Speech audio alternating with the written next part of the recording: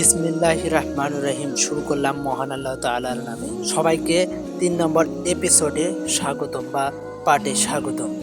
তো চলুন আজকের হাদিসটি শুরু করা যাক। আর এক হাদিসে ইরশাদ করেছেন নবী সাল্লাল্লাহু আলাইহি সাল্লাম, বেহেশতের এক আসমানের দরজাসমূহ রমজানের প্রথম রাত্রেই খোলা হয়, রমজানের শেষ রাত ছাড়া উহা বন্ধ করা হয় না। হযরত আব্দুল্লাহ ইবনে আব্বাস রাদিয়াল্লাহু আনহু থেকে বর্ণিত আছে যে যখন রমজান মাস আগমন করে তখন বেহেশতকে নতুন বছরের জন্য সজ্জিত করা হয়। যখন রমজান মাসের প্রথম রাত আসে তখন আরশে আল্লাহর নিচে সুগন্ধ হাওয়া প্রবাহিত হয়, তাকে বেহেশত বৃক্ষের সুন্দর ফুল পাত্রগুলি আনন্দিত হয়ে থাকে। এই সময় আল্লাহ তাআলা বলেন, হে রেজওয়ান, সারা রমজান মাস উম্মতে মুহাম্মদ সাল্লাল্লাহু আলাইহি সাল্লামের জন্য বেহেশতের দরজা খোলা রাখো।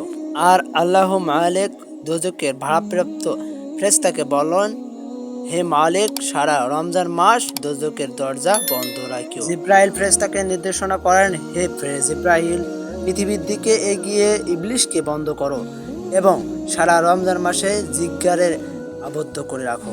জিজ্ঞার দ্বারা এভাবে আহার ঘাড় বাঁধিয়ে দাও যেন উম্মতে মুহাম্মদ সাল্লাল্লাহু আলাইহি সাল্লামের মধ্যে ঝগড়া বিবাদ বা বাধা বিপত্তি না থাকতে পারে, কেননা উম্মতে মুহাম্মদ সাল্লাল্লাহু আলাইহি সাল্লামের রোজাদার গানকে আমি অত্যন্ত ভালোবাসি। আর একটি হাদিসে বলেন, এটি পরের পাঠে দেখতে পারবেন ইনশাআল্লাহ।